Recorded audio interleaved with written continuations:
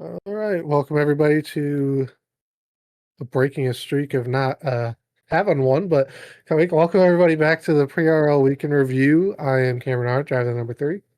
And I'm James Jackson, driver the number 29. And I'm Chris Ellis, driver of the number 15. Yeah, the he voice. jumped the gun a little bit. We got him. We're out kicks. As he already introduced himself, we got Chris here. We're pretty much everybody that at least has filled out our form that we put out last week has expressed um, interest in wanting to do paid league next season. And so the reveal of our first benefit of that is going to be weekly broadcasts, live broadcasts of the races hosted by Chris. So I guess I'll let you introduce yourself and say whatever you want to about looking forward to next season and those broadcasts. Heck yeah, I am very much looking forward to next season. As you guys can already tell, I follow the pre-broadcast instructions perfectly, so apologies for that. But yeah, I'm hoping to bring kind of my wealth of NASCAR knowledge and improv experience into something that'll be fun and enjoyable for everybody. So once we get things rolling, we'll be looking for a co-host, but always open for suggestions, so send them my way, and we'll be happy to incorporate things you like to see. Well, Chris, as you've watched the show, you know that this is nothing short of perfection. So we'll have to work on that moving forward. As we started here at 9 or 8:26, when I said to everyone we'd be starting at 8. So good start for everybody all around. Chris, you're also going to be hosting this show. Maybe not the rest of this season. You'll be in when we can, but moving forward next season. So definitely looking forward to having you on board. And and looking forward to talking to the different drivers too. Yeah, very much looking forward to interviewing different drivers, getting their take on how races went, what they're looking forward to later in the season, maybe beefs with other drivers. Like, let's dig in, let's talk about it. Yeah, for sure. Yep. Really excited going forward to next season. I will cover for you a little bit. You did get 2 different directions from 2 different people, so it's not entirely your fault here. So really looking forward to that next season. That's one of the benefits that we're going to provide as we move toward a different model for our seasons. But with that too, we have a bunch of other stuff that is yet to be revealed. We're still cooking it up as we speak. Pay attention to your announcements page. I'm going to put up a bunch of polls as well. Maybe not a bunch, but at least there's a decent amount of polls coming up here. We've already done a bunch, and I really appreciate all of the feedback that we've been getting. So that's going to keep going up, and we're looking probably sometime in the playoffs, most likely. At the latest, by the end of the season, we'll have a lot more information as it comes towards next season. But yep, wanted to bring Chris on for the rest of this season as we get forward to next season. Get his feet wet a little bit with all this stuff. So really excited to have you here. Thanks, excited to be here. Yeah, definitely get you some reps in. Maybe we can make this thing a little bit more of a well-oiled machine moving forward. Yeah, as Cam said, we're going to be. I would think we're with the summer being the shorter of the 2 breaks. I would imagine we get these polls rolling pretty quick here in the playoffs and have a at least tentative schedule and stuff by the time we get to the championship round. That would be my estimation. Mm-hmm. Absolutely. And we're going to have some sort of summer series. It might not be as fleshed out as our Holiday Dash is, but we're going to have some sort of recruitment summer series to get more people in here. So pay attention to that. That'll come out before information for next season, but pay attention for that as well. And if you need another reason other than great racing to tune into that, it'll also be where I'm cutting my teeth. So that's where I'll make the biggest and probably funniest mistake. Yeah. Can't turn away TV right there.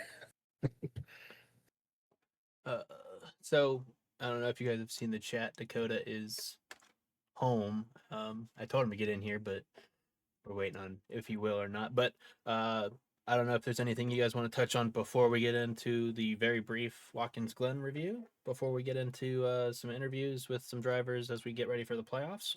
But I'm I'm excited. Let's get into it. Alrighty.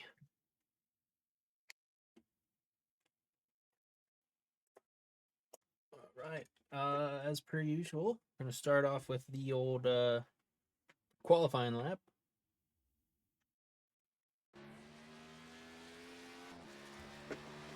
Yeah, you were really, really fast here. I did not think I was going to be anywhere close to it, but you had the pole by a lot. So Yeah, so funny enough, I actually tagged the wall out of the S's on lap 1, and with it being a 0x, that obviously kills the lap. So I was able to basically get a second warm-up lap and take it easy and just a little heat in the tires and the brakes. So it's probably beneficial for me. Yeah, it's a good strat. Once you know you've blown that first lap, always take it a little easy, get those tires warmed up, and be able to get that very aggressive entry down into one that you were able to get. Yeah, and I didn't have to slide the tires through the bus stop or 5 before losing the lap, so that was super beneficial. yeah, I was definitely glad to see you on the pole because I was like, you better get the pole because you're the only one that was doing any practice in this race amongst our little group of guys there. It's funny. I joined your guys' chat at the end of that 12 hours of Sebring, and in my mind, I'm like, well, this is probably the top 5 tomorrow night, and it was minus 1 component, but Yeah, unfortunate. Who was it that didn't finish the top? Oh, yeah, never mind. We'll get into that one later. Anyway, so that was a Oh, 1:11:60 flying lap for me. I'm not gonna lie, not was not expecting that quick. I don't think. no. I wasn't quite sure whether or not a 111 would be the pole lap or if anybody would be able to get down there, but you definitely got down there and were blazing fast there.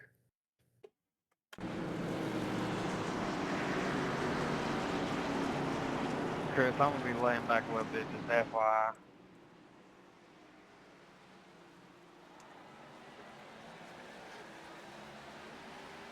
And Great shot of the field coming to take the green flag for this race. yeah, a couple things to touch on real quick. This was the bracket challenge final as well. So you see the blue banners on Jim and Kyle Kendall as they were fighting for a playoff spot. And then the other thing is, and I guess it still affected you, but I think we need to dial the fuel back for next season to make it a little more safe, because there was no save for me. Yeah, it was saved for me, but I don't know why. I did seem to be the only one that was saving on that lead pack there. But yeah, we're definitely going to do a lot of testing as we get forward to next season, trying to feel free to give feedback as we get closer to that too, is on what kind of balance you guys want for that. I know that different crowds want different fuel strategies per se. So we'll see. As we get closer, we'll definitely fine tune that a little bit. Especially with just being a different car, it might be completely different numbers. We'll have to dig into that more here in the next couple weeks. I can tell you it's the same size fuel cell. I don't know what the burn rate is, but it is a 18.7, just like the Gen 6. Gotcha. So it might be relatively similar. We shall see exactly how similar they will be, though. I'll tell you who's burning some fuel is James Jackson here, off to a great start. Already gapping second place. Griffin Deer there. He got a little wheel hop there in the bus stop there. That happened to you very often. You talking me hopping the curbs? Yeah, I aimed for that. Try and cut that as much as you could. But yeah, no, tried to keep it under control, not push it too hard after the first couple laps. Yeah, you got to find that sweet spot there, hitting those curbs. For me, it would pop my wheel up, send me airborne, and I'd have to collect it a little bit. So good to see it can be done here. Looks like Dakota is already challenging for second place there, coming up. Looks like he was coming there underneath Griffin. Griffin's definitely got a mirror full of Dakota Nichols right now. A mirror full of mirror with his paint scheme. I would. That's why you're going to get paid the big bucks, Chris, because I was thinking the same thing. Yeah, it's a really cool chromed out paint scheme. Yep, Dakota wanted to throw back to one of Jeff Gordon's paint schemes. I can't remember which one off the top of my head. He's got me doing a new one every other week. But yeah, that's a take on that paint scheme. To a lot of his paint schemes, you might not exactly know exactly which one it's throwing back to because he likes to change the colors to match his real world sponsors that are on his dirt late models. So you'll see Chuck and I think it's Chuck and Son Construction. That's on his car there. Sponsor both in iRacing and in his real life racing with his dirt late models. Oh, rock and roll. Good to know. Then we'll need to get some more information on those sponsors so they get some call outs during the race. For that second place car, Griffin, that looks like some kind of a Menards or maybe an homage to Ryan Blaney, maybe with that. That is exactly what it is. Yeah. So, at least for me and Griffin, it's Penske throwback type every week. You know, you got the Penske font. He's a Blaney fan, so yes, that is the Menards base with his. I don't know what his connection to John Deere is, but he's had it through the FNX and through the last 2 seasons here at PRL. I believe some of his kinfolk own it. That would be a big contributing factor. Then I would suppose. They spell it different, but it might be them. Who knows? But yeah, I'm rocking. He certainly. I'm rocking the Penske PPG base with my wife's company, so similar to. Oh, there we go. There it is. Ooh, big slide there by Dakota. Big moment for Griffin and Dakota. Yeah, and that's going to pull Miguel right into this battle for second place as he gets around Dakota, starts pulling up right into Griffin's mirror. And the old 29 is gone. He is just checked out on this group, but a great 4-car battle now evolving here for second place.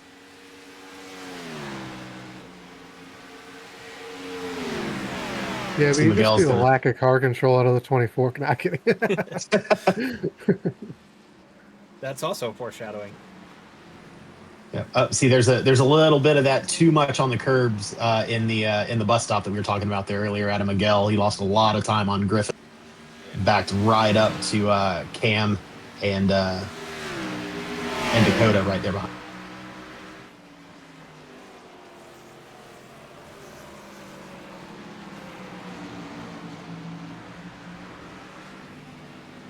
You know, I was really conservative with what I was doing there. I wish, looking back, I would have tried to push the issue there. Just knowing that I had to save fuel there. I wasn't trying. I knew that I would probably get passed back anyway. So, just letting guys take what they have and not really trying to push the issue and put myself in a bad spot. Yeah, that philosophy of when somebody zooms past you, say, "All right, I'll see you in a little bit." Nice save, Cameron. Oh, yeah. Drifting through the S. A little bit. A little tag of the wall, but it could have been a lot worse. Yep. Back to Jared. We'll talk to him a little bit later tonight. And then back to the bracket challenge. At this point, leader, Jim Jackson. Like I mentioned, he's not a Penske throwback. That is homage to his 1970 Plymouth Roadrunner. So that's what Really his base cool is every paint week. scheme. Just with the Penske font on the 70. And then Chris, His Plymouth Roadrunner? Yes. My dad has a 70 Plymouth Roadrunner. Oh, that's dope. And burnt orange, white top, like so. And then, Chris, if you want to touch on your paint scheme. Oh yeah. So this week I was running my paint scheme that I call Tortitude. It is in honor of my cat River, who I had for 14 years, who passed away a couple weeks ago. So was a joy taking some time to go through pictures of her to make this paint scheme, and appreciate the support of everybody. We named Team Kitties and Beer after our cats and our love for beer. And we had to pour one out for River as we lost her recently. So thanks to everybody for the condolences and the support around that. Oh, blink out on me. There you are. Yeah, no, beautiful paint scheme. I hate that. I hate the reason you had to put it on there. But beautiful cat, beautiful scheme. Thank you very much. And yeah, looking forward to digging in a little bit more on making some paint schemes. Trying to focus more on the silly rather than recreating real ones, but have a lot of fun with it. If I can't be fast, I at least want to look good. That was my strategy for a long time on this one too. But yeah, I mean, like you talk about silly, like your Atlanta throwback was awesome. The T-Rex with the cats, that was great. Oh, I had a blast making that one. My wife helped out too. So, and that's one of my favorite schemes of all time. That one, for those who don't remember, that one harkened back to the Jurassic Park The Ride paint scheme that was from that cheated up 24 car that they ran in the Winston back in the day. So it was all technically legal, but NASCAR told them tomorrow it won't be.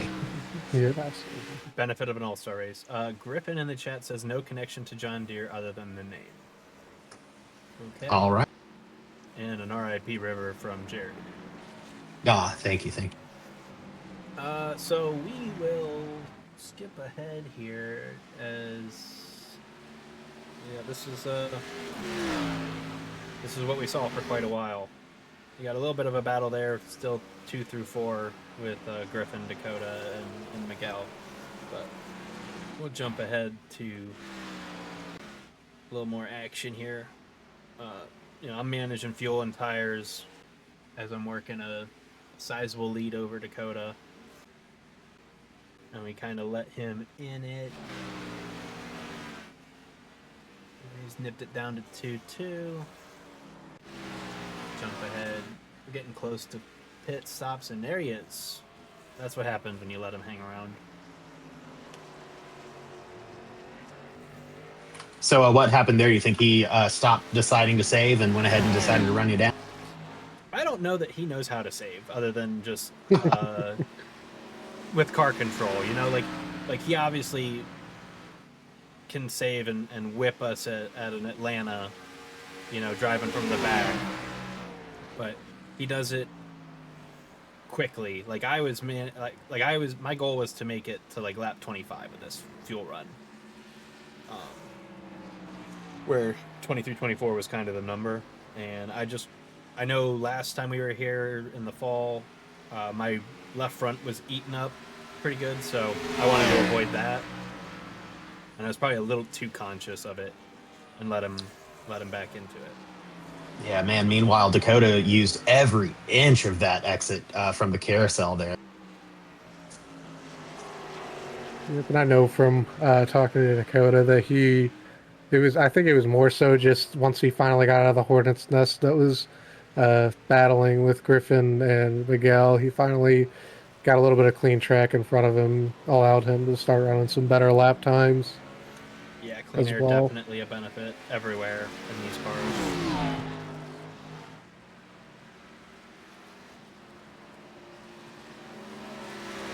Up through the S is always challenging here because you just want to pedal to the metal and get up there as fast as you can, but easy to overdo it and lose it there at the top of the hill.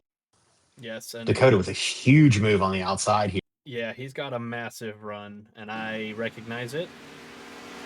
I give him a lane as we head What a towards gentleman. the bus stop. Oh, what? And Dakota maybe just lost it, just put too much pedal to the metal there, or did he catch a bit of the grass? Maybe if he's still listening, he can kind of give us an insight if he's thought of anything else. But I know if he got into the grass before it jerked him to the left, it was just barely. So we honestly think it might have been net code more than anything. If it's net code, it's on the grass. It's Oh, not yeah, on yeah, me yeah. because Yep. I didn't even get a 0x pop up. I thought he Oh, just yeah. missed it until I saw it back. But he gets on the brakes and it jumps to the left. Yeah. We think that it net coded the grass, not you.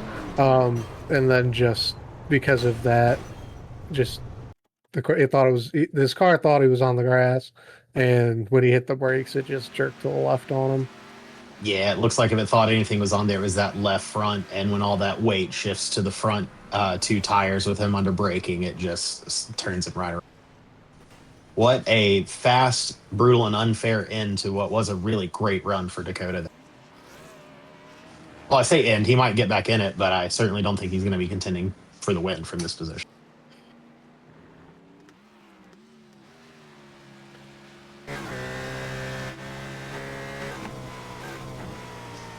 Meanwhile, it is smooth sailing for James Jackson now with, what is that, a 5-second lead over second place Griffin D. Yeah, and as we approach, Dakota says it jerked left. Still don't know why other than net code, and that he should have jumped or he should have cut the bus stop when he lost the front end. Yeah, if you want to be a cheater, I guess. No, yeah. Well, his nickname is Grip Hacks for a reason, so Well, he could have used them entering the bus stop there. for sure. If I know that he did partially the reason he pulled down pit road there is that he did have a meatball flag, which I didn't even know he was because he was still outrunning me when I got to him, even with the damage. So, uh, but yeah, I guess it gave him a meatball flag for that, and he just had to park it after that. Yeah, I know, Dakota says, and that's why I did. And if I get the lead that way, it's a whole thing. And I know you've expressed that. That's why I made my joke about you being a cheater. He actually disconnects from here, so that was surprising. I don't know. I was surprised he didn't stay in and salvage what he could. But Hey, if you're going to say if you ain't first, you're last, live by it. So, I appreciate that about. As somebody who's chasing him in the points, I appreciate that mentality as well. so we Meanwhile, have, back with the lead. Yeah, and we have our first scheduled green flag pit stop. It's Miguel. So he might have been on the same fuel burn as you, Cam, because he pits a lap earlier than I would have thought. Yep, I think so as well. I know that I still have to go back and look. I think that I was slacking a little bit on my on the pace lap. However, I've never had it affect me that much. So, especially seeing you stay out an extra lap, I was like, "There's no way." So I don't know. I'd have to go back and look at that again. I don't know how realistic for that to ever happen again is though. Um, but yeah, it was definitely very weird because I had to go full fuel save as if we were in the next gen there, just to make it to lap 23 here. Jared also pitted that lap with Miguel, and Chris, you are hitting pit road, same lap. So. Yep, eventually. Yes, I get there too. And Kyle Kendall. Oh, and hey, look, it's me again. Yeah, I remember at this point in the race, I know I had tried to save as best I could, but my tires are pretty used up here, so I needed to stop and change them out at that halfway point. I know I'd have gas for the rest of the way, and just hope I could do better on that second set.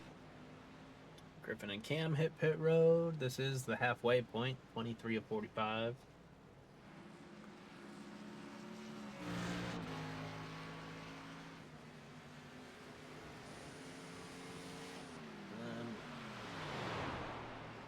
You guys can't hear it, but that's a clutch down the back stretch, just to make sure I've got fuel to make it to the pit, because I think I ended up hitting pit road with 0.03 in the 0.3 in the tank. Kind of close. Yeah, I knew I could make it the lap. That's why I did push it, but you like to have that little bit of cushion, run that lap while everyone's pitting. As you can see, the gap to Griffin is pushing 50 seconds at this point. 45 looks like.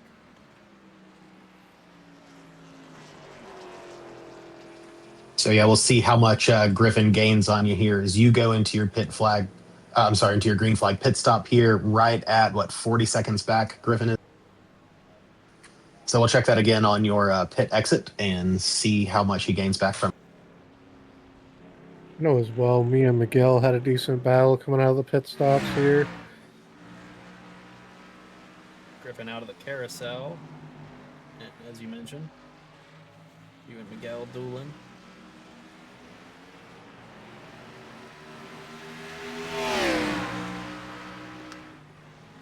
Back to the point. The boys putting the tires on, and Griffin is working his way out of 7. I can see on my triples that you guys can't see on the main screen, but pit exit 5.5. There he is into 1. So maintained. Yeah, that was you maintained, I would say, within a few tenths of a second exactly the gap that you had before. If anything, you gained a little bit there.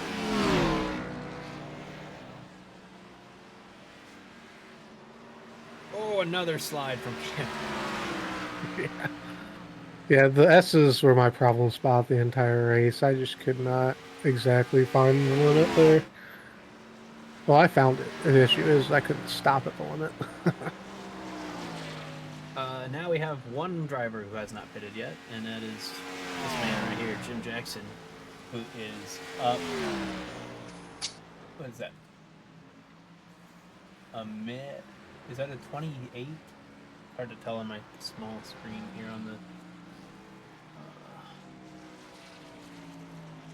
Yeah, that's not helpful. 27 seconds to Kendall's a minute behind.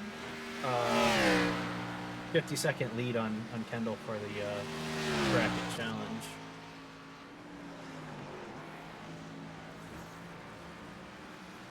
He'll hit pit road here, I do believe.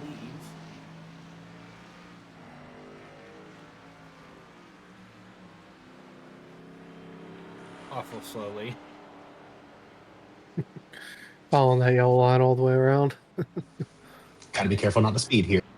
It is an aggressively slow pit road, but that was It is. that was a little. Yeah, 35 is rough. It's a first gear all the way. That's wrong button. There's his competition, trailing me.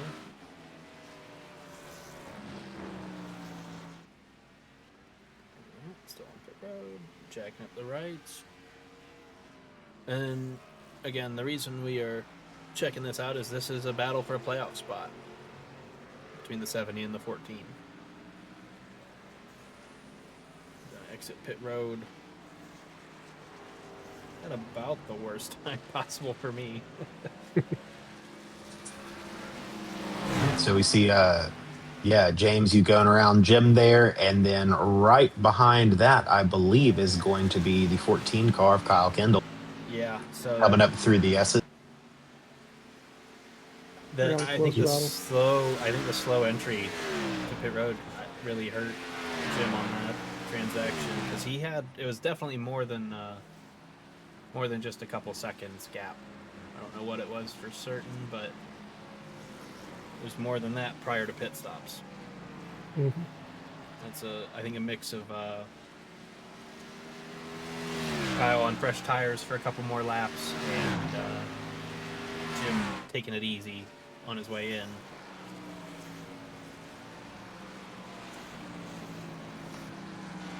Yeah, really shrunk that gap down. So now Kyle able to see that position in sight. Got to be gunning for it at this point. Let's see how hard he brings it out of this final turn.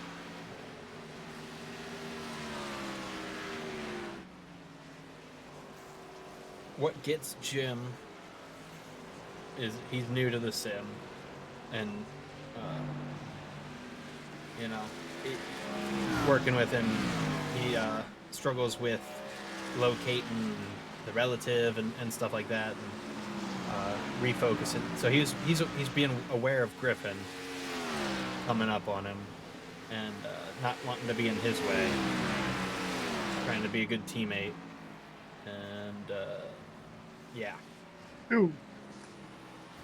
Oh. Oh, I didn't know that happened. Shades of the other Jackson at Watkins Glen, the FNX race. Oh, Yep, hey, so that- hey. And that's You killed. gotta admit, though, it is eerily similar. Yeah, it's about a turn and a half, 2 turns before mine, but if you want to count the bus stop turns, but yeah, it is similar. Luckily, he's got a fast repair, but the damage is done at this point, literally and figuratively.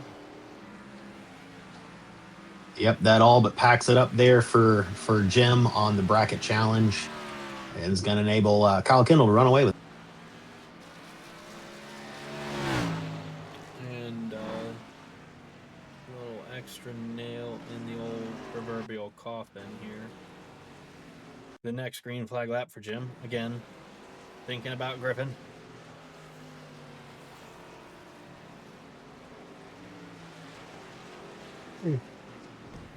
Oh no, Jim just takes it too wide going into one. Obviously, wanting to leave a lot of room for his teammate there, but yeah, took it too wide, carried too much speed, was not able to get it slowed up and turned right going into one, and just kind of ate the tire barrier there.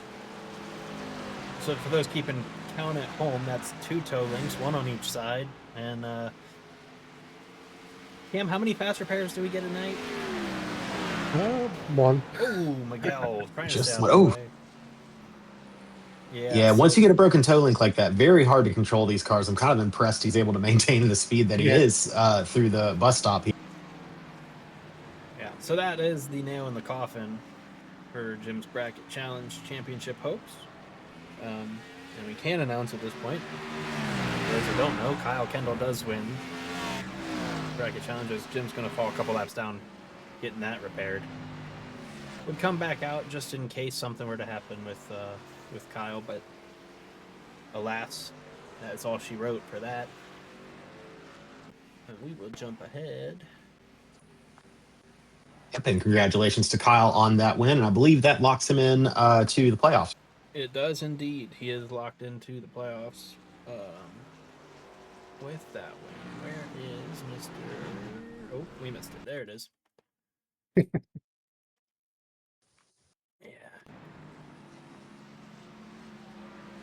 Speaking of struggles with the bus stop, Too much curb, Cam?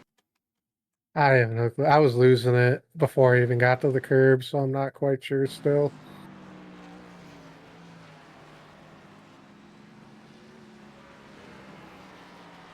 yeah, I can see the back end coming out, and you're already starting to kind Probably just got into the gas too early or something like that.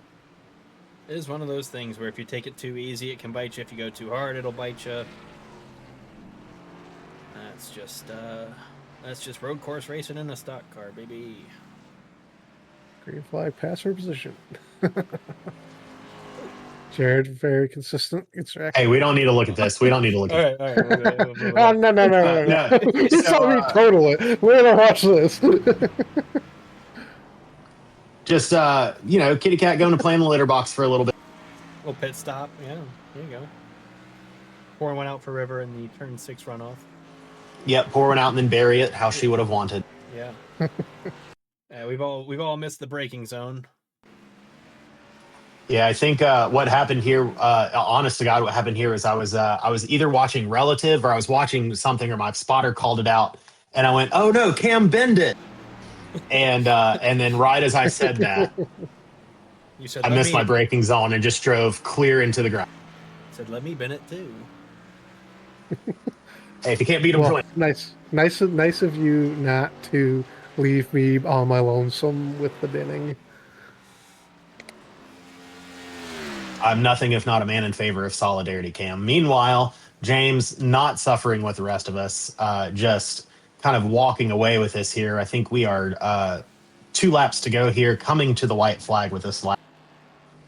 And now with a over 7-second lead. So this really got you back to the lead that you had before the pit stops. I think I misspoke earlier. You lost ground on those pit stops to Griffin, and you built it back up. Yeah, I believe you had 7 or 8 seconds before the pit stop. Yeah, I lost a little bit, just like I said, clutching, making sure I was going to not be sputtering on pit road. but this is kind of my place for whatever reason. I can be smooth and consistent, and headed for the white flag. I was just working on making sure keep it clean. Yeah, at this point, there's got to be that little voice in your head that says, "Don't mess up, don't mess up, don't mess up, don't mess up."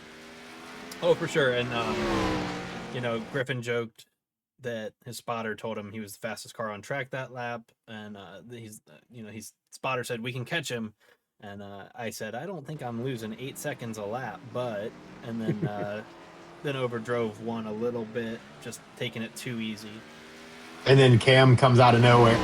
Yeah, worried about Cam. I was like, you can have that lead lap finish, bud. I'm not worried about it. Take her around one more time.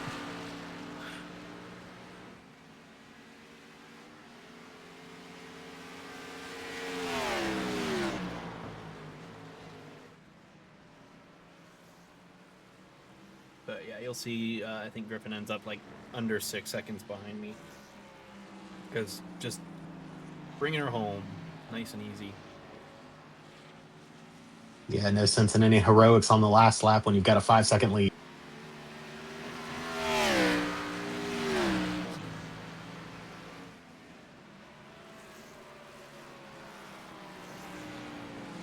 As you come through the final 2 turns, keeping it smooth. Obviously, want to make sure you hit your marks. And bringing it home to a tidy victory. Well done, and congratulations to you, James Jackson.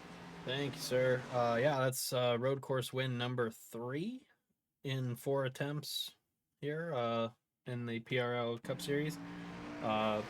Griffin, obviously, with the other one, the second GLM 1-2 of the season, both road courses.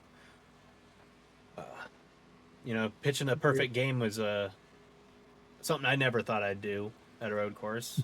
Getting the pole, fastest lap, lead every lap, and the dub. It's a hell of a points night when I needed it. I think I cut 30 points out of the lead from Dakota, so. Yeah, big leap forward in the pits, and a big burnout earned as a result of it as well. Definitely our PRL road course ringer. Definitely not anybody close to being faster. Just pure pace. Dakota would have had something for me if he didn't wreck, because he's no slouch, and obviously none of you guys are slouches with coming off that 12 hours of Sebring win, but definitely felt good to get in the win column finally. And I was just referring to last season, but yeah. Yeah, that too. Yeah. We won't Then, talk about lucking into the 2 wins here. But meanwhile, we'll go ahead and we'll call it the rest of the finishers there. Griffin bringing it home second, Miguel a tidy 3rd place, Jared Ogletree in 4th, and Cam, even after the troubles, bringing it home with a top 5 finish there. Yep. Glad to have done that. Definitely needed that with how close the points are going to be here, as we'll discuss here in a bit. Yeah, and I do want to point out, just like CotA, we did have 3 different nationalities on the podium. Cam, you were at the time we ran CotA, you were from Antarctica, so both road courses, both international podiums. So interesting to note.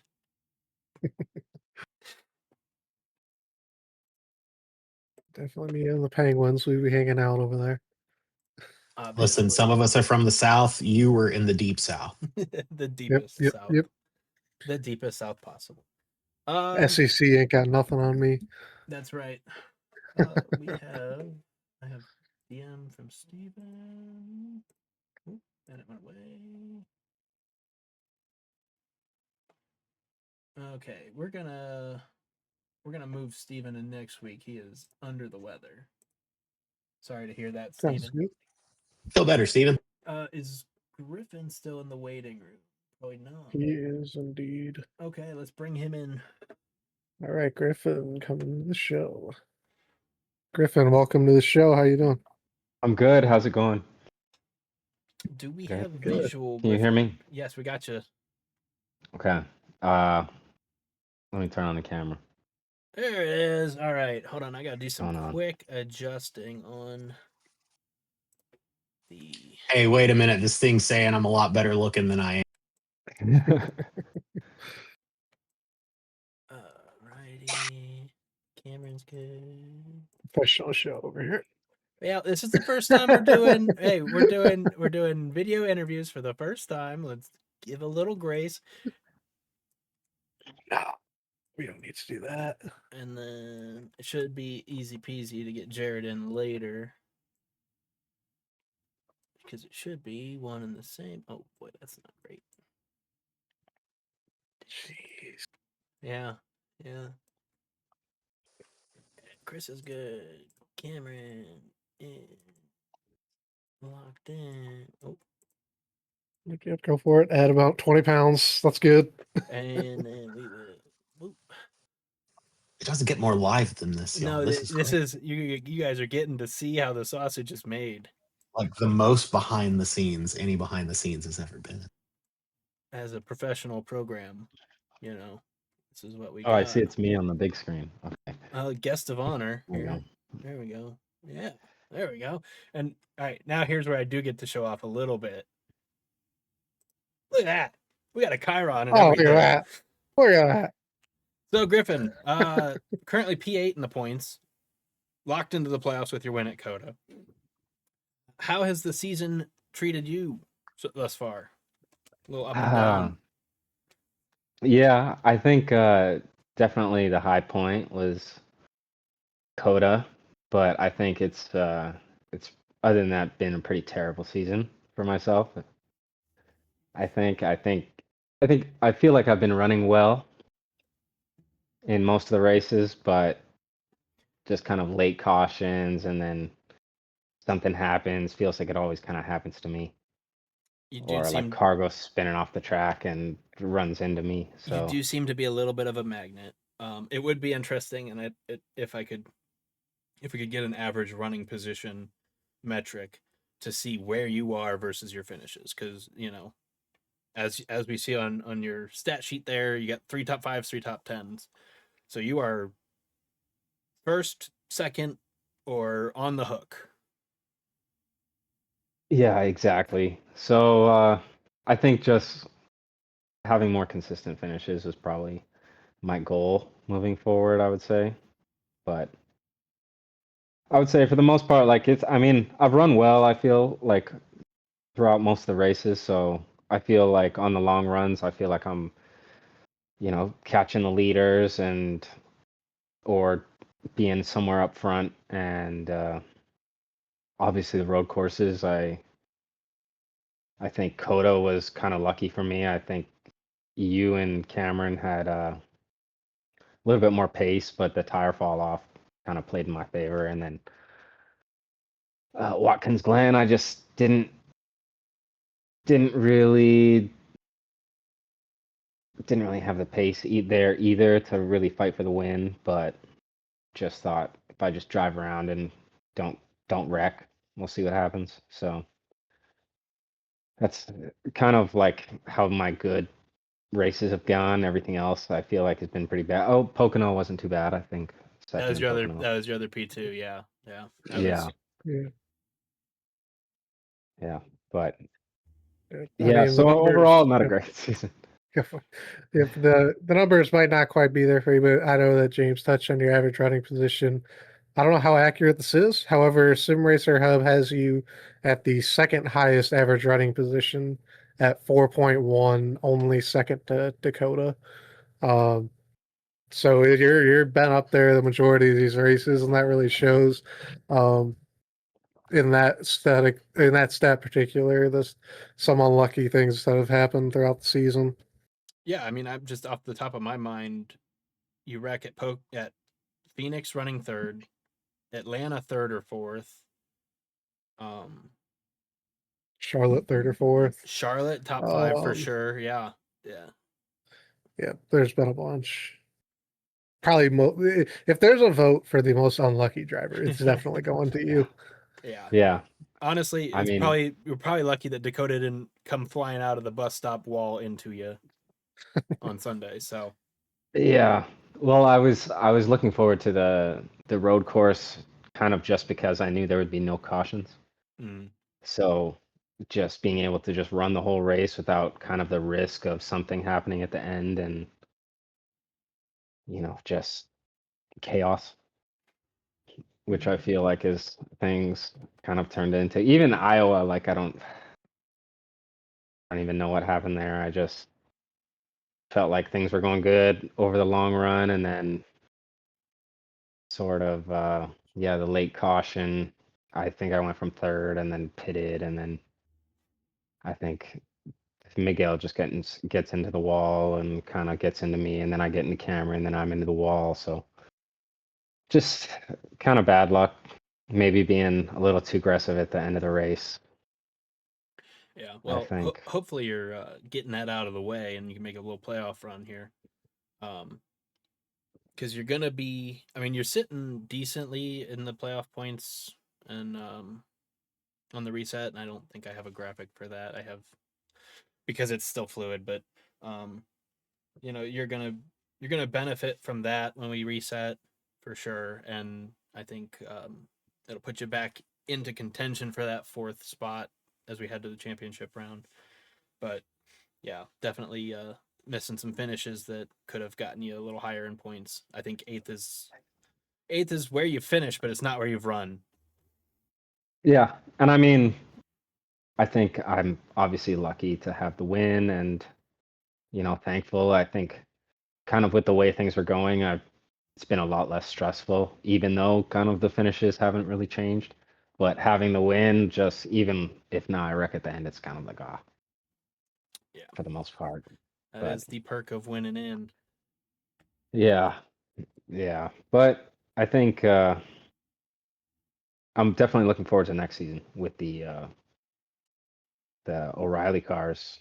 Hmm. Like that was I know I've only been able to make one of the fun races kind of that we've been putting on. But yeah, it was those are fun cars to drive and race, so Hmm. I'm definitely looking forward to those. So it Hmm. should be some good racing. But Definitely had us wondering why NASCAR ever left the oval there at yeah, Indy last night. yeah. It's I not because of mean, the Xfinity car, guys. yeah, No, it is not. It is yeah, not because of those cars at all. yeah. I was thinking, I was like, today could have been a lot more awkward, Things didn't get squared away after last night, but No. Yeah. But, So but Griffin, as we look forward to the rest of the season, at round one of the playoffs, as we look at those three races, you can see Charlotte Roval right there in the middle with your relative success on the road course races so far this season. Is that one kind of marked on your calendar for your chances making it deep into the playoffs? um, yeah, I hope so. I think uh, I've been, I think this GT3 league we've been doing has been kind of a big opportunity for me to learn how to drive, like, left and right. And I think I've never actually even, I don't think I've even tried this track before. So I'm gonna have to definitely put in some time to kind of figure that out. I'll But say I think if you can win at CotA, you can figure out the Roval for sure. I think there's some similar corners there for sure. yeah, yeah. But I mean, I sort of, I'm a little bit new to iRacing. I think about a year I've been doing iRacing, but before that I played a lot of the F1 game. And so any of the kind of the Formula One tracks, I feel like I know pretty good. And CotA, even though it's the short version, like I kind of know that pretty decently. But again, like I didn't have a ton of pace there. It was just kind of lucky that tire fall off was so crazy that like Cam and James sort of just fell into my lap. But mhm. Yeah, no, tire fall off and the fact that Cam was impossible to pass. Like, I think we had built up like a 12 or 13 second gap to you, and uh, Cam just parked it. He did yeah, exactly what he yeah, needed to do at that place. It's so hard to pass, and yeah, Mhm. you eked in, I think, to like 5 seconds back before you pitted, and that was enough because you were able to turn out yeah, laps after the pit stop. What I will say Yes. is with the Roval, there's no runoff. So like you gotta be cautious. We just watched Jim break 2 toe links in the replay at Watkins Glen, and there's room to catch it at the Glen. You got guys like Kyle Larson that damn near missed the playoff cut line in real life, tagging that wall on that infield portion coming back onto the big track. So it will bite people. I'm going to say that. I'm going to predict that just like I predicted the curb in turn 6 at the Glen last year's playoffs is going to bite people. So it's going that little infield section at especially in the 2019 layout that we're running, that little like back and forth section on the in and out of the track it's going to get somebody. Yeah. See, I don't even know what the track looks like, to be honest. So I have no real reference. I envy you. It's a great I think track. I know. It's a great I think track. I've seen- It's so There's good. one reason that we're running this track, and he's below me right now. Yeah. Oh, man. I think the one corner I've seen is the one right at the end before the finish line, Yeah, the chicane and the infield. where I think, yeah, where is it? Like Jimmy Johnson and Ryan Blaney, Yep. Yeah, Blaney took advantage where of they Johnson collected. and Truex spinning. Yeah, in the first Yeah. race there. So Yeah. Yeah. Oh. But yeah, no. Yeah, well, it's been a good season for you so far, even if you don't have the results to show for it.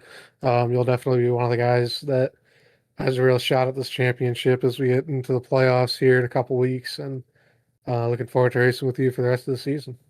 I Yeah, appreciate and we'll be it. keeping an eye on you on those late race restarts too. Yeah. Yeah.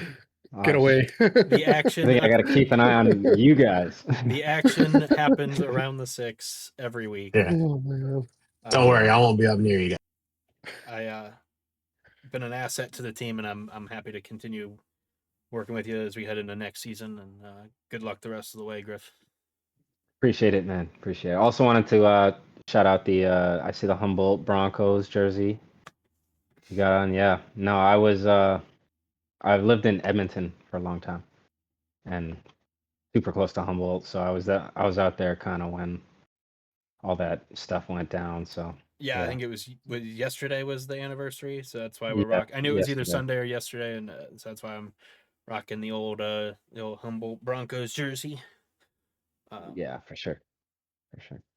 But So, anyways, but yeah, so good chatting if with you guys. Chris or Cam, you don't have anything further, we'll let Griffin get on with his evening, and we'll move on to Jared. Yeah. Good luck with the rest of the season. Yep, good luck. Appreciate it. You too, guys. Talk to you later. Thanks for See ya. I believe he's got Jared waiting for us if we're ready for him. Oh, sorry, Chris. This is No, this is perfect. This is good. So this is the Chris show now. I'm on the big screen. Oh, other way. Gotta go this way. There we are. Look at me. I am the Chiron now. We fix it for you, James. This is good. There we go. You can do the rest. We'll do that. We'll do that. How about that? And then I'll switch it back whenever we get Jared in here. All right. Well, I can bring him in here now if we're ready for him.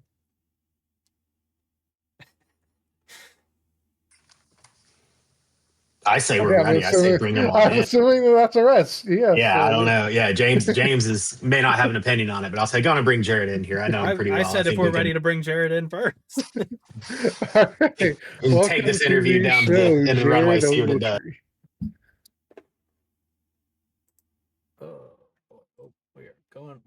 There we go. We're falling apart here. Hold on. Where'd my grid thing We're go? 1,000,000% ready for this one. Where'd it This is how we learn. This is how we make it better. stop streaming? Jared, I would say we'll fix it in post, but we won't. there is no post. We're doing it live. There is no post. Put it live. Can we adjust? No, we can't. All right. What the hell? We're going to hell in a handbasket here, boys. Grid view. Jared, do you have any commentary to add to the technical woes? No, he does not. No. Oh gosh. All right. Jared isn't here, so that may be part of the technical. There he We're goes. back to Chris. Back to the Chris show. Jared said, "To heck with this. I only deal in the most professional broadcast." Well, he is in the wrong place. When they Alright, he hosted me looks on like Good Morning America, it wasn't like this, he said. looks like he's back, so we'll try this one more time. All right. Let's see if this works this time. I won't switch to the thing until I see his face pop up in the Discord. All right. I can hear you guys this time. All right. Ah, Um, we can hear you. Hey, that's a win. That is a But I win. don't. But okay, I'm going to try to restart my camera. Okay, and I'm gonna. Once again, I'll switch fix to it for you, this. James. Oh, nope. Okay, we're good. I don't know why it didn't go into the same spot that Griffin was in, so we're gonna have to do super professional work yet again. And we're off to a hot start because it's not the thing that I thought I was clicking. Discord loves to be unpredictable. No, that's the wrong one. There we go. There's Jared's. And where is the guest?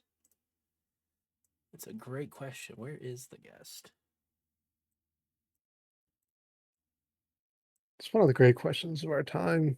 You know, What am I? philosophers still debate to this day. Why is that? Okay, hold tight. Can you still hear me? We still Yes, got we you. can. Yes, there we go. Yep, Okay. we got you. I've got, at least it looks like it's loading the camera. All right. Failed to start camera. Try again. I'm using my Oh, yeah, phone. there It he is. worked. It worked in the other. Can you see me now? No, I think we're looking at Harambe holding an alien. I think it's just a gorilla, but Oh, is it just a gorilla? Sorry. I actually don't know. It's just Jeez, Jeez, random Chris, art. do all gorillas look the same to you? I just or- assumed it was. Oh, I mean, honestly, yeah, I picked some gorillas apart. Load up. Come on. It's loading. jeez, we're gonna lose our host in an hour. Oh, there. I Okay. swear, y'all are just out here fiending to get me canceled. All right. You were there for a second. Oh, I was? Okay. I'll give it another second then. Maybe I gave up a little early on it. We'll do this for now. If you pop back in, we'll make the switch. Okay. Okay. All right. Nothing but the utmost profession. Yes, we were on a tight ship. There's no mistakes that ever happen. If you think that was a mistake, you're wrong. Hey, that's a pretty picture right there. Yeah, let's talk about Yeah, that it. looks. Yeah, that is mid burnout after your victory earlier this season. So congratulations on that win. And yeah, talk to us a little bit about how your season's going far. I see here you've got 5 top 5s, 8 top 10s. So running very consistently this entire season. Jared, what's the secret to your consistency and speed so far? Mm-hmm. Well, like you said, that's been the main goal, is just trying to stay clean and finish. And yeah, I don't know. I've put in a little bit of extra practice this season. Been able to get in some practice laps throughout the week, getting a fuel run or two in, and I think that's made a lot of difference. So Yeah, as we see, you've been arguably one of the most consistent in the field. I know you missed CotA, so that's one of your not top 10s. Have you missed a second race? not that I remember. I Okay. think I was out of town for work or something, just couldn't make that one. I'm no good at CotA. I'd have to practice some anyway. But My point just being, I wasn't sure if you had finished outside of the top 10 in the race that you ran, but Yeah. as we see, fourth in points per race, and honestly, you're third of the people that have shown up for every race. The only one that's it's Dakota, obviously, in first with his 5 wins, and then Cameron in second. You'd be third if it wasn't for Kyle Jackson, who has only run top 5 in his 5 races that he's run. Person onto the scene, but I mean, you're always in the mix. But like Chris pointed out, 5 top 5s, 8 top 10s.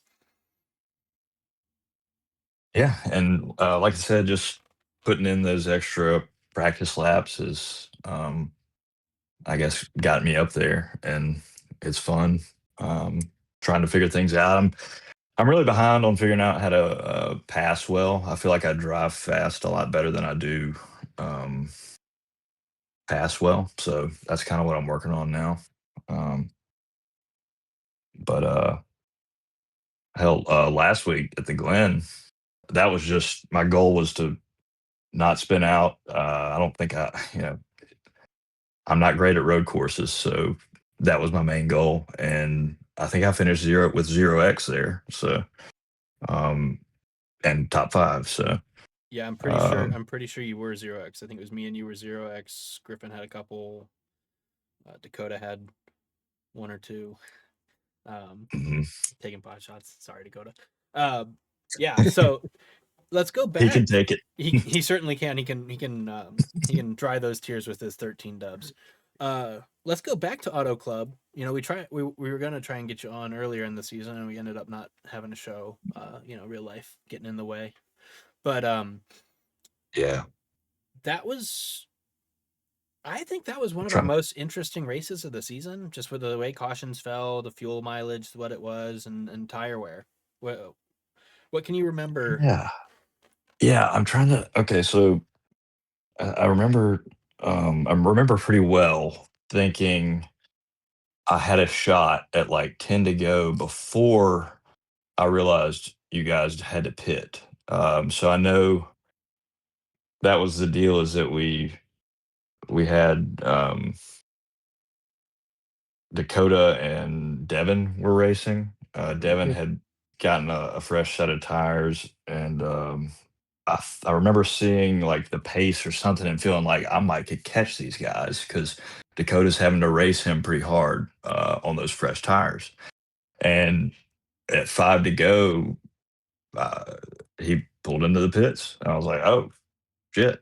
I guess I didn't catch that they hadn't pitted and weren't going to make it. So that surprised me. But I think y'all's whole team didn't pit, or I was really curious as to what made you guys decide not to pit there because I remember looking and seeing it was just inside the window. So it was like, oh, I need to gas up in case it goes green. Uh, I didn't expect it to, but um, Yeah, I think that that really turned out. I can't speak to Dakota and Cameron, but that's definitely was my thinking. I didn't think we'd go green the rest of the way. I thought we had issues off of two, especially like earlier in the runs. I thought we'd get another yellow. I actually left there with two extra sets of the tires in the pits like an idiot. So um, I definitely should have pitted when you guys did.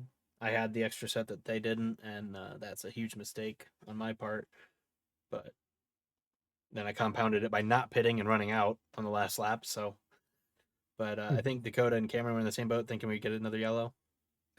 Yeah, we were thinking we had one set left and we thought we were getting another yellow, so wanting to save that set. We should have just come down for fuel in retrospect, even if we didn't take tires. But we wanted to save that set, not expecting it to go green. Because for the majority of that race, it was a caution about every 15 laps. So um, just about 15 laps. So we were kind of banking on it. And when it didn't happen, I know that I fell off a lot because I just decided to go full fuel save, which at Auto Club means you're 10 seconds off the pace. And Dakota Yeah, decided to just kind of go all out and then pit when he ran out, which is about 5 to go. Whenever he ended up hitting, I ended up having to pit. Um, I think I pit at the white flag, Yeah, you picked and coming to the then white because I was yeah, like, man, I should have done that too when I saw you pull off. yeah, and mhm, then I think you ran out what in turn 3 or something like that. I ran out at the stripe, taking the white. So Okay, yeah, no, I knew even going half throttle and clutching through the corners that I wasn't gonna make it. yeah, So I decided yeah. to pit there, but uh, I think it. wish I would have saved a little bit more because it would have bought me a position or two there at the end. But um, Yeah, it's what it is. I mean, I had a tough race anyway, so. Um, it, but yeah, I think you were fast the entire race there, Jared, and you had a couple couple things happened there with people running out that helped get there. But I know that Devin, he was on the same strategy you were. You just beat him on pure pace there at the end. Mhm. And yep, it wasn't Oh. it wasn't necessarily a stealing the win as much as Maya would at Dakota or at Pocono was. Did Yeah. Devin? I thought Devin was on his last set of tires. See, I didn't get tires in that last stop, so Yeah. I actually chased him down with a little bit older tires. So I Yeah. was pretty proud of that. Mhm. Yeah, I know that he was really racing Dakota real hard there too. Yeah, I was gonna Yeah. say. I knew that was my best shot. Was like these guys are racing it out up here. So, yeah, being patient and waiting in the wings worked. Mhm. Yeah, no, it was impressive watching you chase him down, especially finding out you were on older tires. Mhm. But watching, Yeah, because I was wanting to save that last set too. So when we went in there, I was like, yeah, I just want to gas it up so I don't run out. Yep. I Yep, said I've you got did the enough. smart thing. Yep. hmm But am I here? you are here. I saw you popped Yep. up. Oh in yeah, we can Discord, see it. so we got you on the screen with us. Sorry, I'm using my phone. For No, this, you're so. good. That's Oh, no problem. That's why I put the background back in there, the checkered flag. So as we head for the playoffs, you're currently sitting fourth. I think you got a bunch of playoff points. Like Cam double check me, but I think he's got like 6, and he's gonna be. We're gonna get into this here in a minute with the bonus playoff points that are be awarded at the end of the season. But you're sitting pretty for another 10 or 12. So you're gonna be right up in the mix, above the cut line. What what are you looking forward to in the first 3 races of the chase? What's it? Texas, Roval, Yeah, and remind me Martinsville. where we're going. We've got Homestead, the Roval, and then Martinsville are the Texas first 3 is the races of the playoff. Texas is in the championship round. Gotcha. Okay. Mhm. Yeah. Yep. Okay, of the playoffs. Yeah, we got what Kansas and something else. Kansas and Kansas, Vegas, California. the next 2. Yeah, just Yeah. Kansas isn't there yet. Okay, well, I'm mostly thinking about Kansas right now, because I think that's going to be a fun one, hopefully. But Mhm. as far as the playoffs go, I mean, Homestead's probably my strongest track of those 3. So I'll focus on it first, and then Texas. I don't even what was it? Texas and what else? So it's Homestead, the Roval, and Martinsville in the first round. Okay. Yeah, I'll have to focus on I'll have to focus on Homestead and Martinsville, I guess. I'm starting to figure out short tracks, I think, and trail breaking. Uh, I don't think I've ever had really a good race at Martinsville necessarily, but I've only dabbled around in officials. So, Yeah. I Officials mean, are I think way different than leagues. So right. Oh yeah. I think all those will be a good time, I'm sure. But I need to put in the most practice at the Roval if I want to be competitive. So just to get the update, I know that James asked, but you are sitting with 6 earned playoff points up to this point, not including regular season finish playoff points, which puts you. I'm taking Dakota out of this; he's too far ahead. But behind me and James, who are tied for second in playoff points, you're 3 points behind us, and everybody from second through you in. Let's see, 3, 4, 5. I From think 2 through 6 is all within 3 points. So I think Griffin's the only one ahead of Jared between us because Mhm. of his polls, um, but being so far ahead of Griffin, you're going to leapfrog him in playoff points on the reset. Yeah. Yeah, like I said, I think you're going to be solidly in fourth when we hit the reset, and Yeah. then it's just going to be about maintaining. hmm But I think if you go into the Roval with the same mindset of keep it clean, keep it pointed, you get out of there with 0x. I think you're going to be sitting pretty after that. Mhm. Man, yeah, I really surprised myself at Watkins Glen. That was fun. So Yeah, if you can keep it clean and finish with the top 5 at the Roval, just like Watkins Glen, I think you'll be in good shape. But But heck, we're skedaddling right past Kansas and Talladega. You might go out and win that Kansas race and put yourself in even better position for the playoffs. yeah, I mean, I'm really here to have a good time. I really enjoy racing with all you guys, and I appreciate everything you guys do with the league and everything. And so, just every week I'm out there to have fun. Really, um, Mhm. this is a hobby I really enjoy, and I do enjoy trying to get better at it though, and focusing on week over week how to get better. And I'm to the point now where I'm just frustrated because I see how wrong I'm doing everything when it happens. But you know, uh, a lot of things are working out, and I'm doing a lot of things right. So Mhm. Yeah, gotta absolutely. focus I on that mean, too. every single intermediate track, at least you're up there running. If not first, you're on second or third. One of the guys to beat at those tracks for sure. Yeah, and being a little bit closer, Jared, seeing kind of some of the practice that you've put in, being in some of those practice sessions with you. So just some questions like what are some things you said that running like the intermediates has kind of started to come online for you and that you feel like you're starting to get the short tracks and starting to improve there. What do you feel is Yeah. like those little intangibles that you feel yourself like getting better at as you see your lap times improving, your consistency improving? Like, what are those little pieces that you're feeling that tell you you're getting better as you kind of unlearn those old habits and get into these new ones? Man, it's so hard to really pin down exactly what I'm feeling. I know a lot of you guys probably rely on force feedback on entry to kind of tell how much grip you've got at any moment. I've messed with settings, turned up tire sound, and turned down engine. Um, I did a little bit of playing with steering ratio. I think I'm 1 to 12, and I was running like 1 to 10 for a long time. Um, but a lot of it, I guess, is just kind of just being patient and hanging out and trying to save my stuff. But the next level is figuring out, yeah, like that's not enough, obviously, for all the time. So I'm just now getting to where I'm feeling more on entry of each turn. Um, I don't know, and I can feel that I'm not over driving every entry.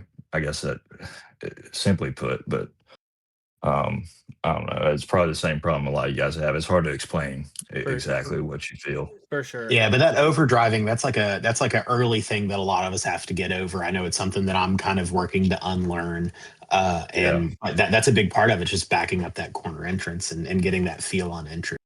Yeah, and yeah, I know Dakota's in the chat complaining about being discriminated against, but I will pay him the compliment here. It's super frustrating and it's super easy to overdrive when you're following him and you're driving your ass off and he's just getting smaller and smaller and you hear your tires squealing. Um and I'm sure Jared you've been close enough to him at some of these intermediates to just go to school behind him and that's probably hmm a part of your consistency. That's what I did for 50 laps at Kentucky when he got by me. I just and you know, I got on the voice chat with him after the race and he's like, "Dude, you are still overdriving the corner and just to keep up." So yeah, as frustrating as someone like a Dakota is in this league who comes in and gets 5 wins uh, a year and just without breaking a sweat, it seems like at times, he is a massive. Um, he's a great tool to learn from, especially if we yeah. do get into the group practices we've talked about, and as we move forward into the next car. So We need to do some more of that. Yeah, yeah. I've chatted with him some on stuff, and the other thing is figuring out my practice runs too. And I should say that he told me, make sure you're doing a full fuel run and just focusing on practicing well. Because early on, it was just, you can get better by just running more laps, but uh, you know, you're going to have to break those habits that those bad habits that you've been uh, building up by doing that if you've been doing it wrong, right? And so, like you were talking about, Chris, I think I've kind of gone through that too, where it's unlearning a lot of that stuff too. And so taking those 20, 25 lap runs at intermediates and looking at your tires, and doing it again and doing it again, makes a big difference. So Yeah, for sure. You can't just do 25 qualifying runs and expect to know how you're going to feel in the middle of the race. mhm, Um, Yeah, but I'm going to keep trying to do that. Right. that's and that's how I was doing it when I started. So yeah. yeah. No, I know my dad. I know my dad struggles with running a full fuel run. Like I was telling these guys, he's new to this. Literally, what have we run, Cam? 25, 27 races as this league, and that's all he's ever run. So, Mhm. I know he struggles with that, and getting a full run in practice to get developing as he goes. But yeah, I think that's a massive thing. It's just knowing how long the fuel tank's going to last you, knowing what the car is going to feel like at the end of that fuel run, and then hoping we get that fuel run in the race, because some of the races we run 120 laps green, and some of them we can't run 15. So that balance. Mhm. Yeah. So I do have to acknowledge, Jared, just so you know that it's happening. There is a lot of Jared worship happening in the chat right now. Oh, really? Yeah, Well, I can't so even see the chat. It's a little That's weird. uncomfortable, actually. yeah, some of it's a little. Actually, now that I'm reading more and more of it, maybe we don't read it. I was going to read a couple, then I was like, no. As I get into it, this is weird. As long as it's good, as long as it's good stuff, that's fine. It's Well, flattering good for is in you. the eye of the beholder. Yeah, yeah. Listen, there's nothing. They're not saying anything bad about you. I don't know that I would read it on the live stream. So Okay, fair enough. Fair enough. Should have kept the camera off, I guess. Yeah, but a lot of Jared fans out there, from what I'm seeing. Oh boy. Well deserved. Well deserved. Good, good. So I'm biased because he's my teammate, but yeah, I think he's earned all the praise. So Jared, congratulations on your success thus far this season. Obviously, looking forward to seeing you make a very deep run into the playoffs. Maybe give these boys a run for that championship at the end of the season. So before we let you go, though, Cam, James, did you have anything else for Jared tonight?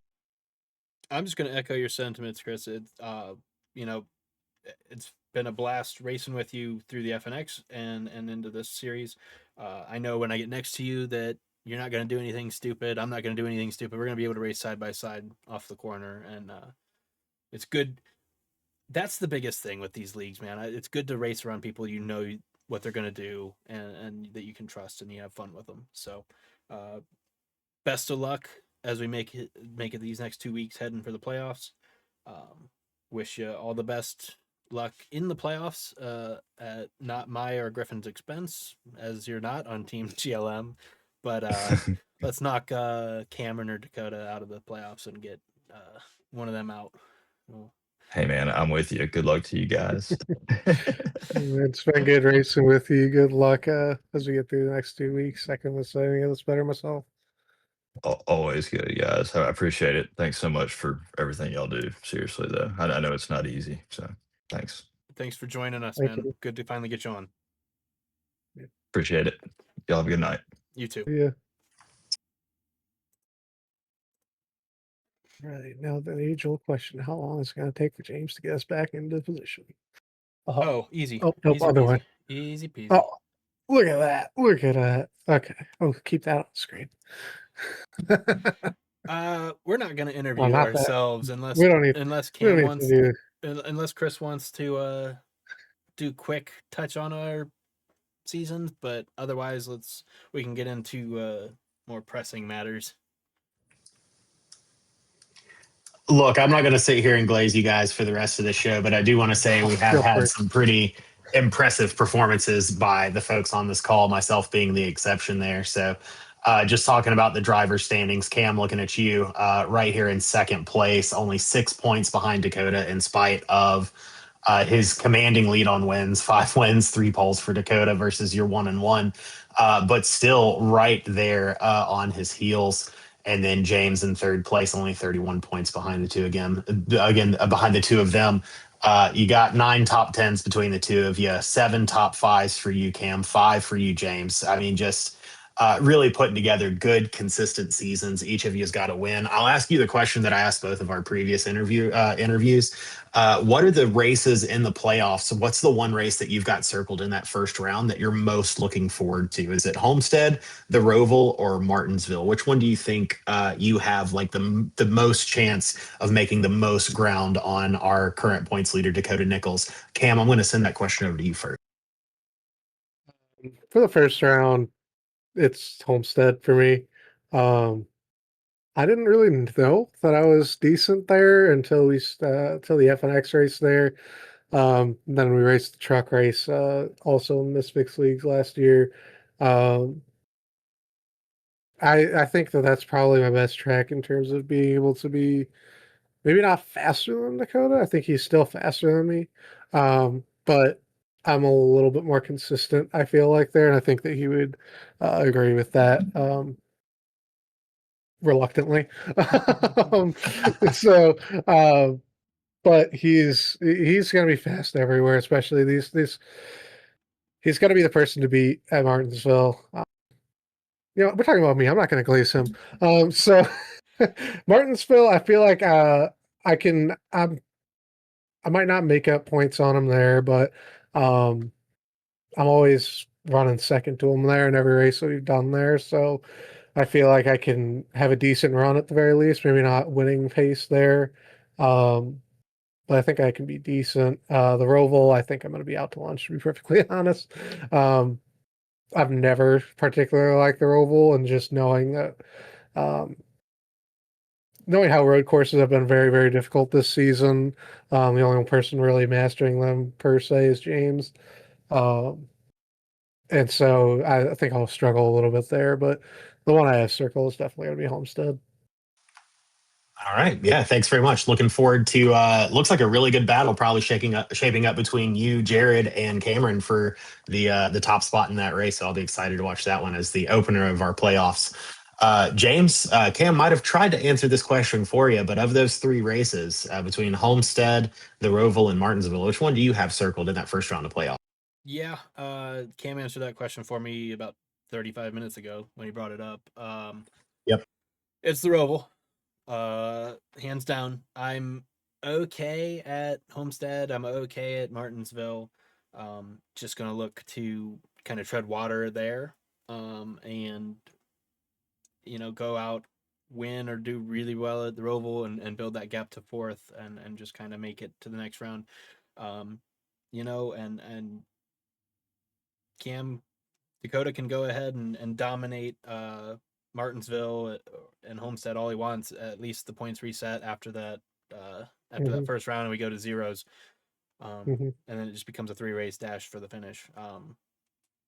He's earned the right to basically have the bye that he does into the finals with his season.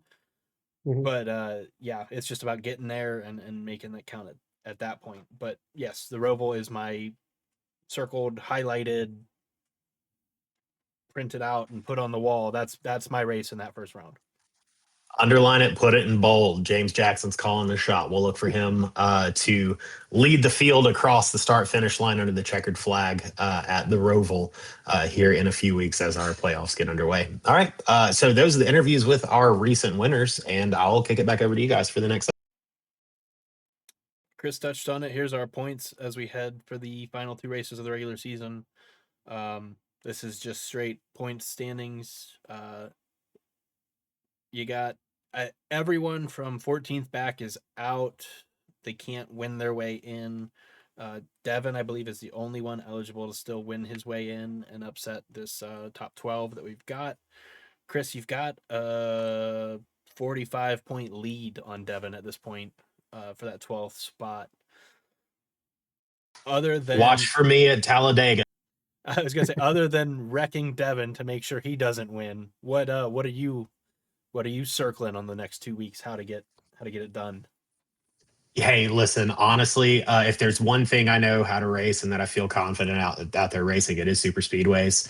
I grew up going to Talladega Super Speedway and watching how drivers would manipulate the air around all the other cars, even drivers that I didn't like. I would watch them be able to do it, and it translates actually pretty well to being able to build some big runs in the simulator. So yeah, excited to try to tackle Talladega and see if I can get the Kitties and Beer number 15 car into victory lane and hopefully into the playoffs. We'll cross our fingers and see how it goes. But I do think that's probably my best shot at this point.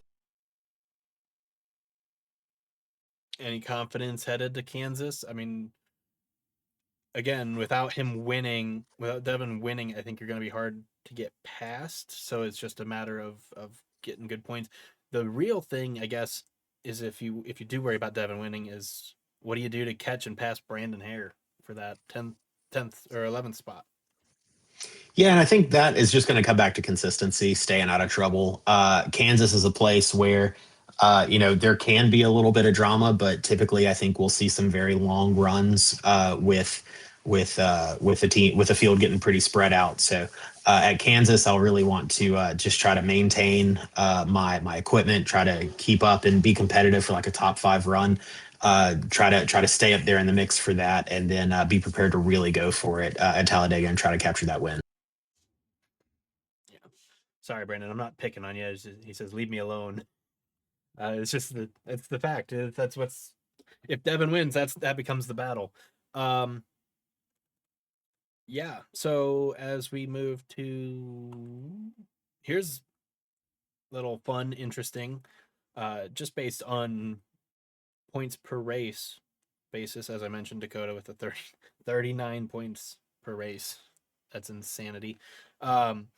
Just basically what we could be looking at after the next 2 races. And Brandon, avert your eyes. If it holds true the way it's been all season, you guys would be in a dead tie for 11th. And then I think we have to break that tie with a sudden death fight, right? We have to it's both of us, we get tied together at the ankle, we hand each of us a knife and we just fight it out. That hadn't been in the bylaws, but I think it's going to be now. Okay, cool. Yeah, we'll put it in there. And we're just trying to keep this a really gentlemanly, sportsman-like endeavor. Well, we will professionally broadcast it on this show, and it'll be go on without a hitch. But really, what is tiebreaker there? Is it top 5s or average running position? Cameron, that's a good question. It should. We'll consult the bylaw. Yeah, it. We'll consult the non-existent bylaws, and by that I mean we're gonna make one up in the next 24 hours. Jeff Gordon gets the 13th spot. Yeah, no, There we I go. think, Jeff Gordon gets the 13th spot. I think it's the only fair way to do it. Yeah, obviously. We'll get into it later in terms of the playoff points, but if you tie the way it is, I don't think it's going to affect anything because there's no playoff points given out for 11th or 12th. So as far as that particular situation, it really wouldn't affect anything. It really only affects it if Devin does win. That's where it would affect it. Yeah, that's what I was going to say. Devin winning makes that a cut line battle. As it sits right now, it would just, you guys would both be 11th, and it would, your reseeding would only go to whoever has a playoff point. So, all right, Brandon, they're not going to make us fight just yet. Darn.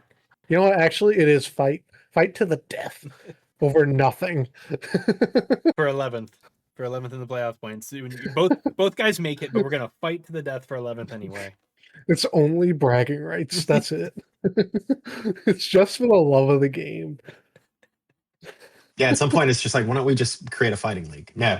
Let's keep it racing. Keep it racing. All right, and as we touched on it here, playoff point payout as we finish the regular season. Cam, I believe this is basically the WEC points, other than we bumped second from 18 to 20. Yep, that's exactly what it is. For a better spread for the top 3. So, Cameron, that's a big 6 points you're down to Dakota in the next 2 Yeah, weeks. exactly. That is a massive gain in playoff points. That hmm really changes the dynamic. hmm If you're able to nab those 5 extra playoff points. Yeah, absolutely. And I've already told Dakota I'm racing him for this for this regular season championship. Not because I think that I'll get a little bit closer to him, but not that I think that I'll pass him the first round of the playoffs without a monumental collapse out of Dakota, which we know he's totally prone to do.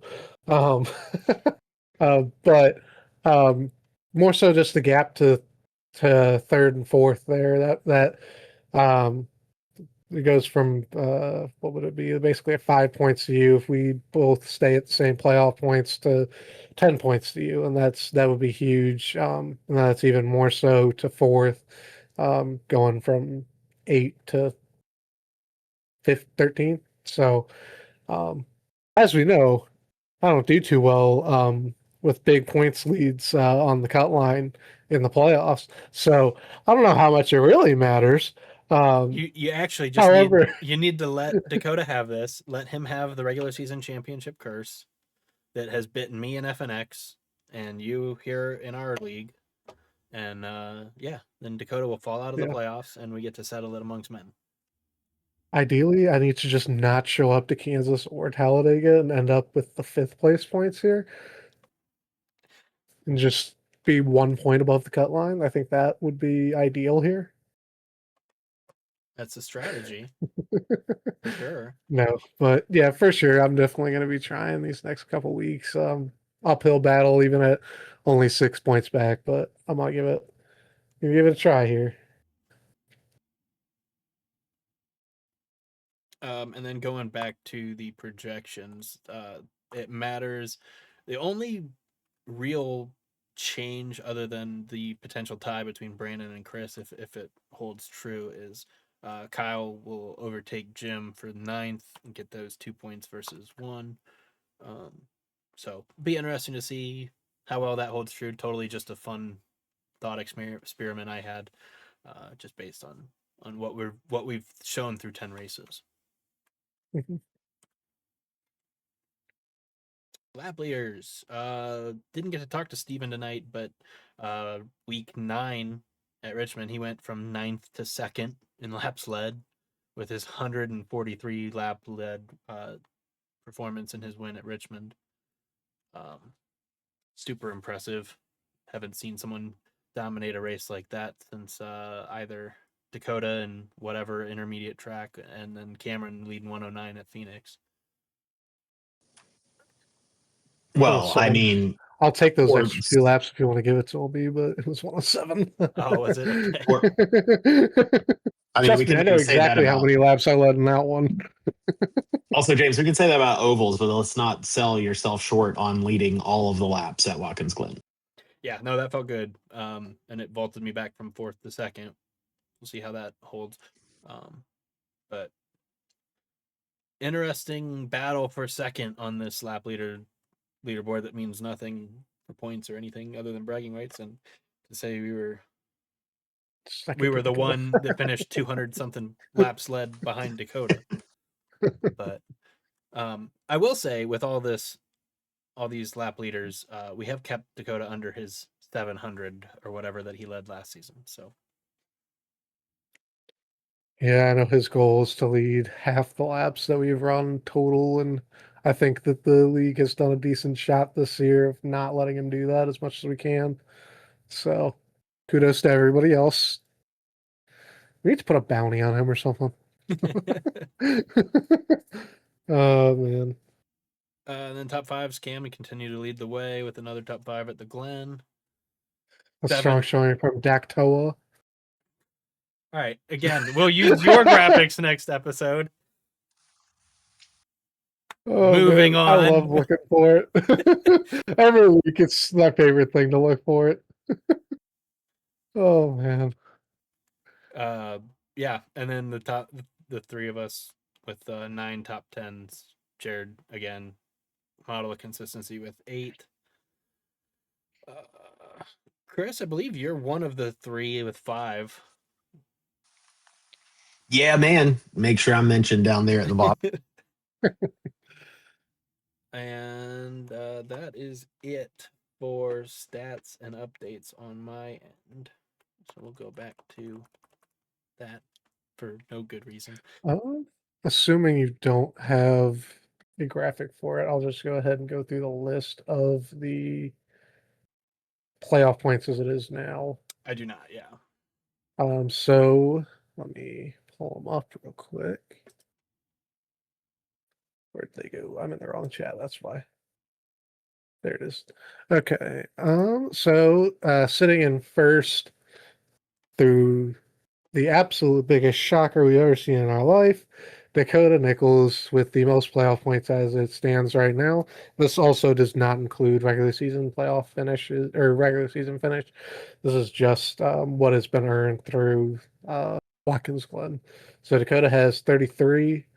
Myself and James are right on his heels with 9. Griffin with 8.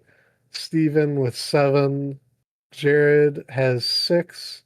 Chase Greer with 2.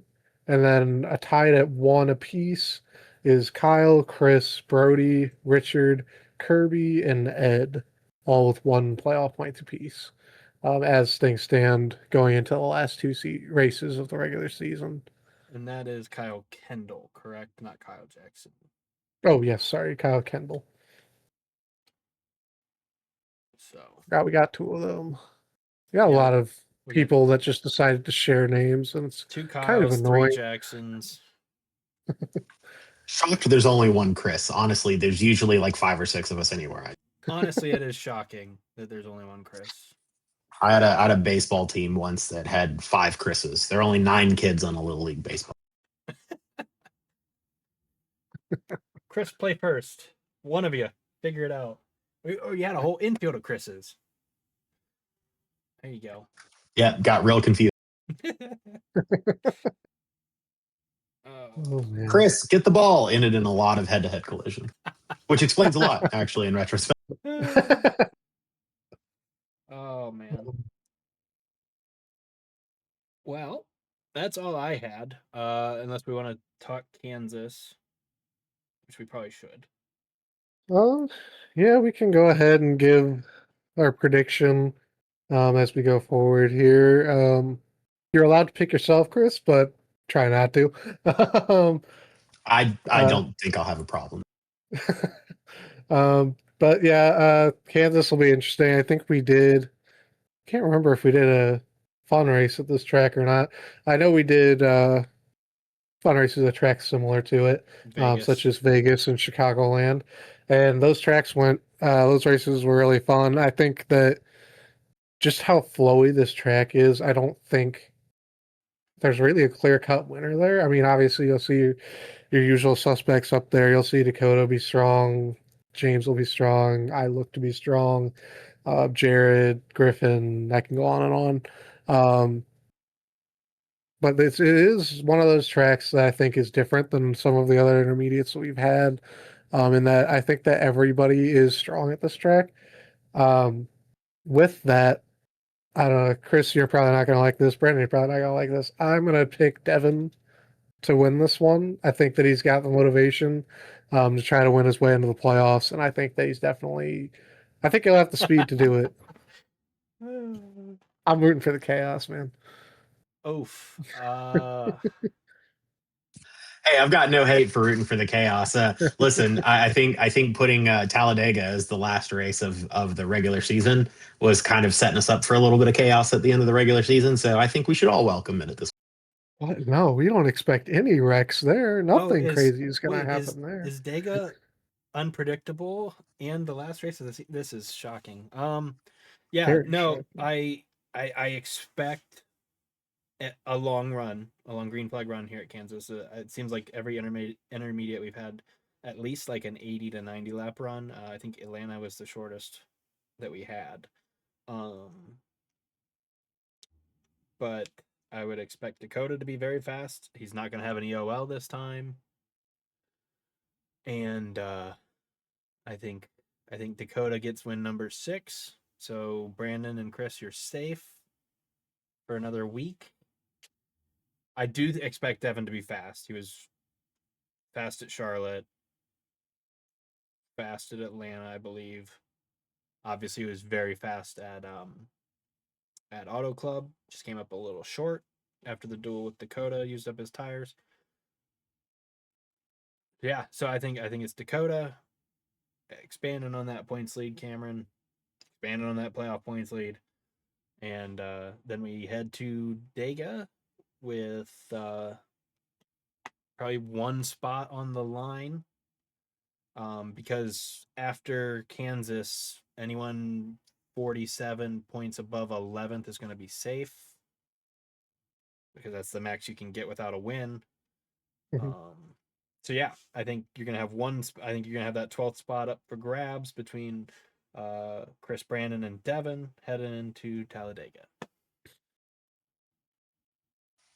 All right. So for me, going into this upcoming race at Kansas, looking through kind of these 1.5 mile tracks and seeing the record that we've had here, obviously Dakota has been very strong there. Hard to talk about these without mentioning Cam, your runs, James, you as well. Jared is up there in the mix for every single one of these. One of his runs coming at Auto Club earlier his win coming at Auto Club earlier this season. Very much in the mix late at Charlotte. Also, regularly in the mix in these middle of the road 1.5 mile length tracks like Kansas. I've watched him improve on his speed and consistency, especially over the long run.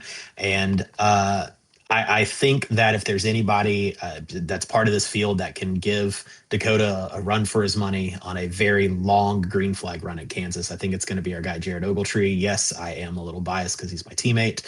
I will be a little honest about that, but still watching his improvement in those 1.5 mile tracks, seeing the speed that he's been able to maintain, running up there at the top of the pack, I do think that he's going to be a good bet to win the race at Kansas this weekend. I can't disagree with that. I don't have any problem with the teammate bias. I definitely picked Griffin a lot early in the season. And I think that Jared's been very strong every intermediate other than Kentucky, which is kind of a different beast with that weird 3 and 4. So I would definitely look for him to be in contention as well. So not a bad pick there, host. I think it's going to be interesting. Not quite sure what we're going to see with it, but I think it's going to be fun regardless. Yeah, I think it's going to be a really, really good race coming up this Sunday. I'm excited to be a part of it and excited to go back and watch it afterwards and call it with you guys next week. Absolutely. I guess if that's all we've got, I'll just with some last minute housekeeping. We will obviously be back with the PRL on Sunday, same time, same place. Well, different place technically, but same place on iRacing. We're also back tomorrow, not tomorrow. Oof, let me just doing this on Wednesday. We're back on Thursday with the Pan American GT3 Challenge. We're going to be back at Interlagos, taking a trip down to Brazil. Really starting to put the name in the Pan American GT3 Challenge. So we're going to go down there, and then tomorrow we will have, I know some people are still racing the FNX, so good luck to those guys that are still running on that. I know Brandon's running for the championship there, so good luck to you. And then we have, but as for the PRL guys for tomorrow, we are going to run New Hampshire with the O'Reilly cars. We're going to give it the due diligence that we need to do for certain members that want to race this track next season. So we're gonna see. We were all surprised by Indianapolis, so maybe New Hampshire will surprise us too. We could see that track make its way on our schedule for the first time. As far as that, I think that's everything that's coming up in the next week. Aside from that, if you haven't filled out the form, please do so. Make your voice heard. I think the majority of everybody has filled it out. It's all anonymous, so I can't tell you exactly Yeah, all I if know is there's everybody 12. has, but All I know is Yeah. there's 12 entries, and we have 12 to 14 guys that are pretty consistent. So I would assume everyone that has run most of these races has filled it out. But absolutely. like you said, So, if you haven't, do so. Good luck, like you said, to Brandon in the FNX. Stand up move by you, Cameron, and Jared to bow out, having not run the requisite number of races, despite having multiple wins between the two of you. It would have been brutal for old Robert to miss out on the playoffs because Yeah. he wanted to do the right thing and get you guys in there. yeah. No, it's I could personally stand in the way of that because I know that I knew that because of tomorrow I wasn't gonna make Bristol anyway, so it would have been cruel for me to persist on that anyway. And the rules are the rules. I missed enough races. I'm just running that to help support that series. There where a lot of us all met. That's at the PRL. So doing what I can to help get their numbers up a little bit. And those races are fun. So um, it's been fun. I know me and Jared had a good battle last week. A little tempers, short track, but it was a fun race regardless. And looking forward to seeing how that season unfolds. And I guess for anybody that isn't in that series, but would like to run that, they race Wednesdays as of right now. That might change for the next season, but hit me up. I can get you guys invited to that league as well if you would like to run those races. Yeah, absolutely. Much love to that series. This series does not exist without that one. So Absolutely. Yep, and those ARCA cars are so much fun to race. I wish it worked out better with my schedule. Yep. I mean, they're even more fun to race after they gave them a little refresh a couple weeks ago. They're hell of a lot more fun. But with that, that's all the housekeeping I've got. So, um, if you guys have anything else, feel free to say it. That's all I've got though. So, if you got anything else, go ahead and then we'll close out the Thank you show. to everybody for welcoming me aboard. I appreciate everybody's support with me coming in and trying to help with some of the announcing duties here. So I'll be working on taking over the live broadcast, but probably doing some of these weekly wrap ups in between now and then. So thanks to everybody. And if you have any feedback, I'm wide open to it. no, Chris, appreciate you coming on. Looking forward to doing more of these with you, and especially to the live broadcasts next season. I think we're going to benefit a lot from that as far as growing our league. Not to put any pressure on you, because anything's better than what we've got right now. And it's for fun. We're doing it for fun. But appreciate you coming on tonight. As far as I know, I don't think we're planning on a show next week. So I think next time we'll be back for playoff preview part 2, post Dega, where we'll interview the 6 guys who have made it, not via wins, or potentially, I guess we could have some new winners. With the addition of, like, Miguel's going to clinch this week as long as he fires the sim up. Kendall clinched, as we mentioned, through the bracket challenge. So we'll talk to those two, and then we'll fill out the field with possibly 2 more Jacksons, maybe Brandon Hare, maybe Chris, maybe Devin shocks the world, and punches his ticket through a victory. But we'll regroup here in 2 weeks for Dega review / playoff preview part 2. Absolutely. Good to have you on, Chris. Looking forward to having you on this and then continue to give you more reins as we go along here. But yeah, it's a good show. Thanks everybody for tuning in. Thank you, James, once again for hosting. And with that, I think we're out. Thanks, everybody. Thanks for tuning in, Thanks, everybody. folks.